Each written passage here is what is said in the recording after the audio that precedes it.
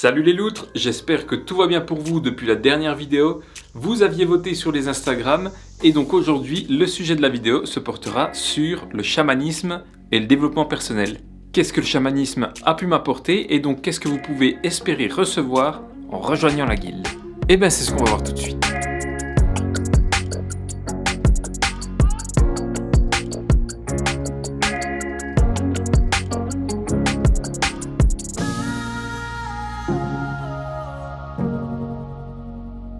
Alors déjà, je pense que c'est bien de préciser que le chamanisme c'est quelque chose d'extrêmement vaste. De la guérison à la voyance, en passant par la transe ou la connaissance des plantes médicinales, ça regroupe une énorme quantité de disciplines qui sont plus ou moins mises en avant selon la culture de chaque chaman. Et dans tout ça, il y a quelque chose de récurrent, peu importe l'époque ou la civilisation, c'est ce qu'on appelle les rites de passage.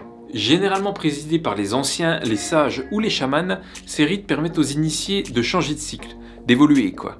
Passer de l'enfance à l'âge adulte par exemple. Alors quand tout est ritualisé avec une cérémonie, tout ça, l'initié est conscient de l'étape qui s'apprête à passer. Il sait pourquoi il est là le mec, il est pas venu pour sucrer les fraises quoi. Des pâtes au sucre? Ouais. Mais évidemment dans notre société on a complètement oublié toutes ces traditions païennes.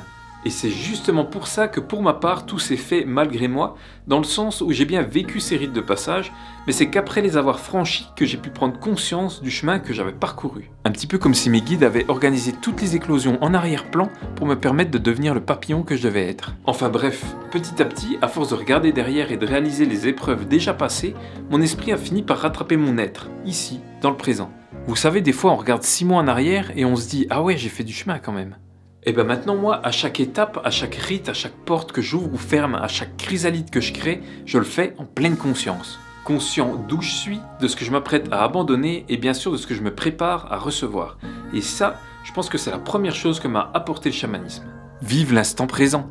Ça paraît pas comme ça, mais en réalité c'est la base des choses. Combien d'entre nous sont restés bloqués par leur passé, des années après, toujours à la même place dans leur tête, avec toujours les mêmes regrets, les mêmes rancœurs les empêchant d'avancer.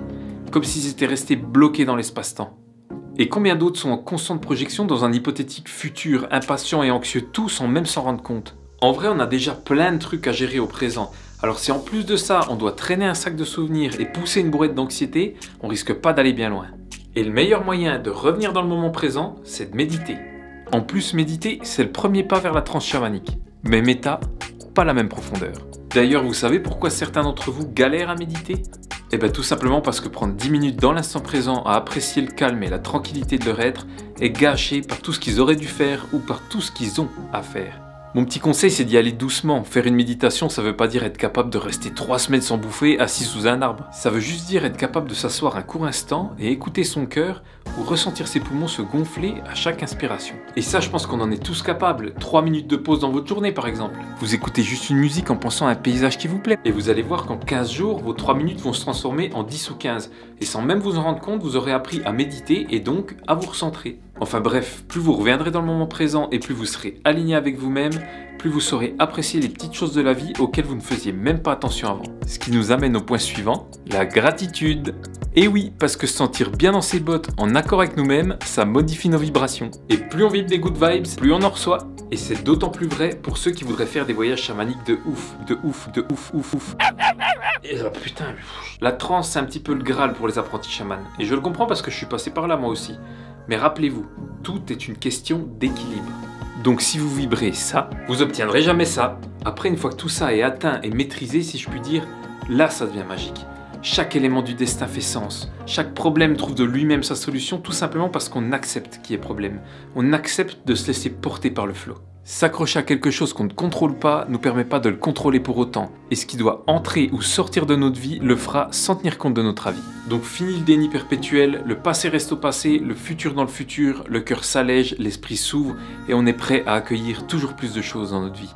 Et pour ma part, ça a commencé par une expérience folle dont je vous parlerai peut-être un jour, qui a donné naissance à une métamorphose impressionnante. Mais aussi une nouvelle orientation professionnelle axée sur l'accompagnement des autres dans leur chemin de vie. Et à la rencontre d'une dizaine d'animaux totems en très peu de temps. À des connexions de ouf avec mes dieux, au développement de mes capacités de voyance, à des rencontres, à des connaissances, à cette chaîne YouTube, à vous tous là tranquillement installés en train de m'écouter. Et bien sûr à une tonne de gratitude et à une confiance aveugle en mon destin.